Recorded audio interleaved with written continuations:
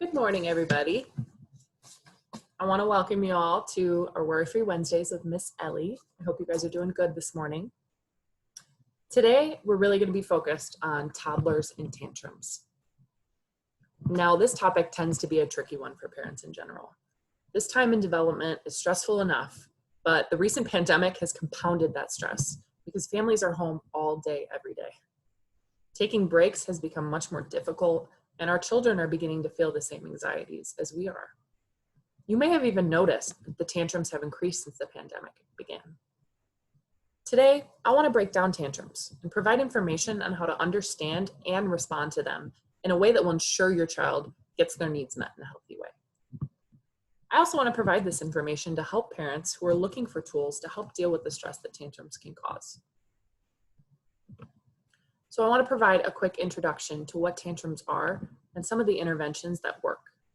We're going to explore those interventions in a lot more detail as we continue through this presentation.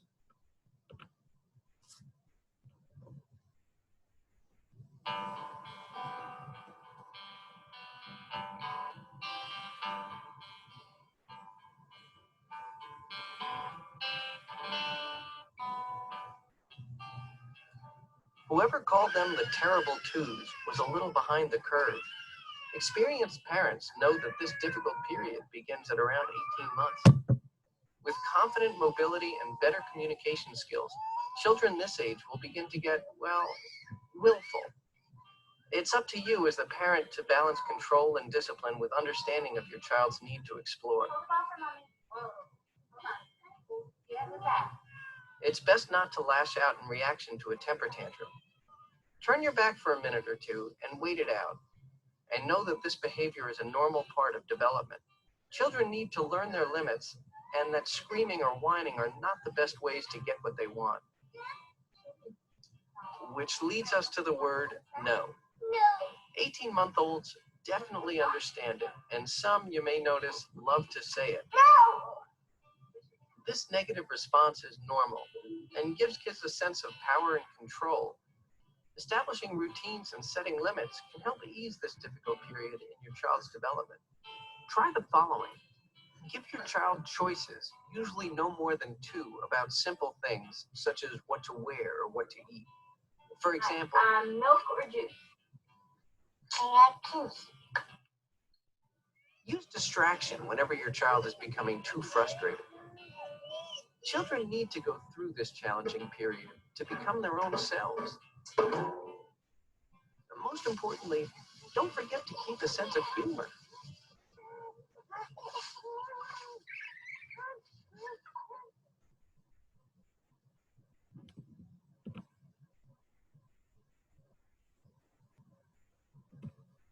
So first off, I want to begin by sharing the definition of a tantrum and to remind us all that everyone had and will have tantrums. A tantrum is an episode of extreme anger and frustration characterized by crying, screaming, and violent body motions, including throwing things, falling to the floor, and banging one's head, hands, and feet against the floor.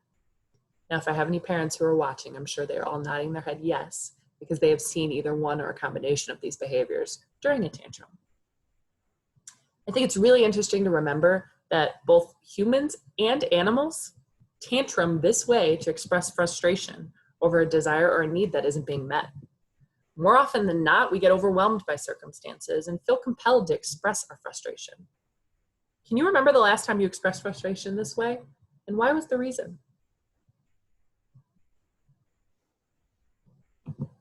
Now, a tantrum almost always begins with anger. That screaming, hitting, kicking, and biting. But it always tends to taper off into more of a sadness. So we're going to hear that whining, that dropping to the floor, the crying. A normal tantrum in toddlers is going to last anywhere from 5 to 20 minutes. And typically, you're going to see 3 different kinds of tantrum exhibited. The demand for attention. So hold me, look at me, watch me play this game. The demand for tangibles. I want this candy bar. I want to put this toy in my mouth, and I want to play this game right now. And the third is an escape from demand. So that's, I don't want to put on my pajamas. And no, I don't want to clean up my toys. Young children are born with ways to communicate like eye contact and sense of touch. The introduction of sound helps them share their emotional needs. Toddlers are learning how to deal with frustration using these new tools, and sometimes it can be difficult to express what is wanted or needing, especially if there is no words.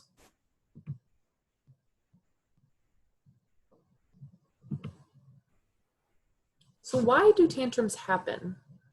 A tantrum is the expression of a young child's frustration with the challenges of the moment. Tantrums happen because a child is frustrated and has no other way to cope in that moment. Luckily, tantrums are a staple of being a toddler, but don't tend to follow the child through their development. For now, it is important to try and understand why your child is exhibiting the behaviors in the first place. It is overwhelming when your child is screaming at you and you don't know why, but here are some common reasons for tantruming. Now, understanding the why can really give parents the power to respond appropriately. Again, demand for attention, a demand for tangibles, an escape from demand. They might just be sick. They might be hungry. They might be tired because they didn't sleep enough last night. They may have experienced a change in their routine or something different in their environment that's making them feel off and shaky. Again, understanding the why can help parents respond appropriately and powerfully.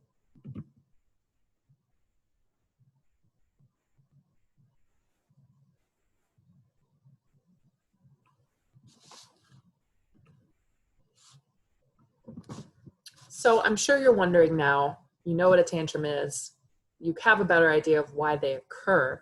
I'm sure you're wondering, what do I do? How do I respond? I know sometimes it feels like the only option is to scream or run away, do exactly what your child's doing. But there are some skills that you can use to help encourage good behaviors, while helping those kiddos feel less motivated by the negative behaviors. If your child is demanding attention from you in a negative way, ignoring is the best way to show your child that you are not going to reinforce this behavior. Sometimes telling your child that you are going to ignore them until they can speak quietly and be good can help. Other times, it's okay to turn your back to the child, also while continuing to supervise. Giving your child regular positive attention during the day can also help change this overall dynamic. And don't forget, if redirection works, use it. It can be a great tool. If your child's not in full tantrum mode, but they're starting to get distressed, and you have the ability to distract them with something positive or something that the child is motivated to do, that can always help. If your child is demanding something tangible, like a toy, this can be an opportunity for you to reinforce that good behavior, showing them that a reward is given. If the child is tantruming for a candy bar, you can simply tell the child that if he or she stops crying, they can have that candy bar. Another fun way to phrase it is to ask for the candy bar nicely. And if the child does that, you can provide it to them. The point is here that once the child does the positive behavior, we want to praise it immediately so that he or she knows the direct correlation between the behavior and the reward. The last one, escape from demand, is when a child tantrums because they really don't want to do something. One way to address this behavior is to walk the child through the activity, whether they want to or not. Reinforce is that this negative behavior does not get them out of doing the task. This part is really important. Sometimes you might have to actually physically help them complete the task if they're too upset. In this case, really ignoring would not work because you're kind of giving the child what they wanted in the first place. Now, with all this being said, I do want to take a moment to validate that it is really hard to respond calmly to a chaotic child. One of my mothers said this herself. It is hard not to freak out when your child is freaking out. You're not a bad parent because your child is tantruming. Tantrum is weirdly enough a good thing. It means that your child is learning and growing as she should in this time in development. Just keep in mind, tantrums are a way to express frustration. They're not on purpose and they're not as a way to spite you, the parent. Now, again, just a reminder that tantrums are normal, but if your child's tantrums are putting her or anyone else into harm's way or lasting for a ridiculous amount of time, I would say intervention is definitely encouraged. Now, you as a parent know your child best, and anything that you might notice that is different or out of whack, it's definitely important to just let their doctor know so that you can continue to track that.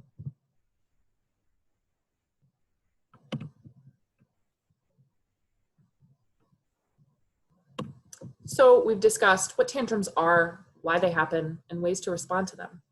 I want to provide some tips now for preventing tantrums by helping you create daily routines with structure and positivity embedded in them. The first tip is to be consistent in everything that you do. Establishing a daily routine is a great way to help your child know what to expect. Sticking to that routine as much as possible, including things like nap time and bedtime, really help the child understand reasonable limits, and they'll follow them consistently. Planning ahead is another big one. Maybe running errands when you know your child's not feeling hungry or tired to get the best behaviors out of them. If you know that you have to wait in line at the doctor's office and your child's impatient, maybe pack a small toy or a snack to keep them occupied. There's less chance of a misbehavior. Number 3, encourage language use and expression. Now, I understand at some stages in development, this is not an option, but young children really tend to understand more words than they can express. So maybe if your child's not speaking yet, or it's just not clear and you don't understand, teaching him or her some sign language can really help them be able to form and tell you things like, I want, more, drink, hurt, tired. As your child gets older, it's really going to help them put those feelings into the words. The fourth one is to let your child make choices. Avoid saying no to everything. To give your toddler a sense of control, let him or her make choices.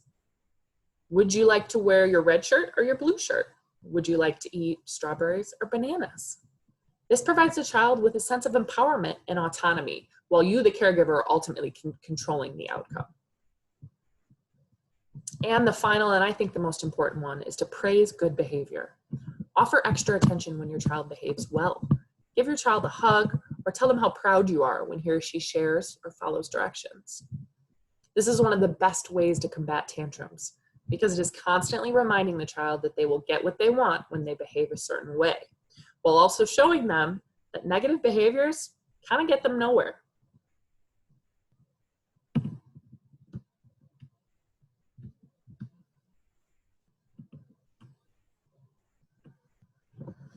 So again, I want to leave you guys with some tangible tips when it comes to toddlers and tantruming. I would say the overall theme here is going to be self-care. Taking care of yourself and your own emotions is just the most important step to responding calmly to your child's behaviors.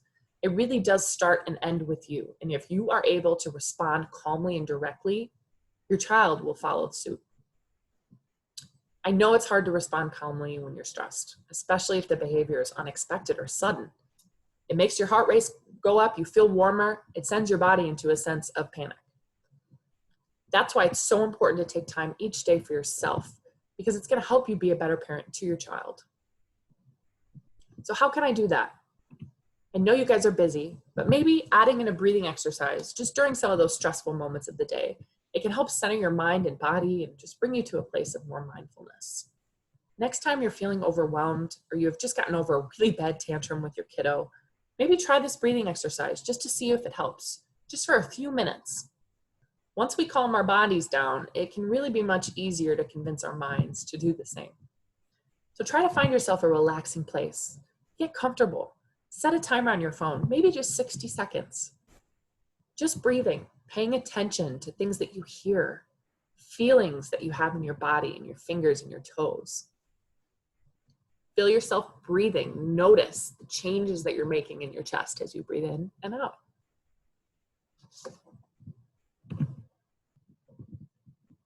Now, another way of self-care, it can be different for everyone. And I know some of you might be asking yourself, well, what do I do that is self-care? You might not know what that means.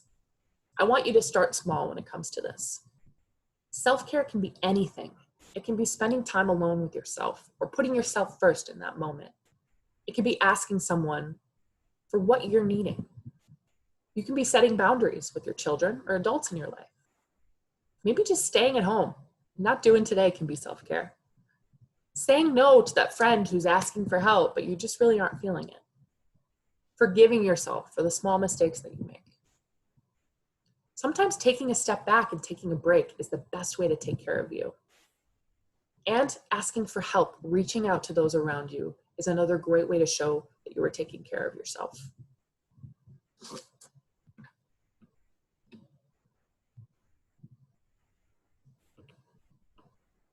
So we've made it to the end today. We've learned a lot about tantruming, and I hope that you guys feel ready and prepared to be able to come back with that information and make some changes in your household. If you were interested in any of the information that I shared today, any of the materials, feel free to contact me at my number. I'd be more than happy to send anything to you. The video is also going to be posted on our North Care Facebook as well as our North Care YouTube page. You can follow us there as well. And if you're interested in the Safe Care program and some of the principles that I spoke today and you would like a broader version of this, please let me know and I'd be happy to talk with you.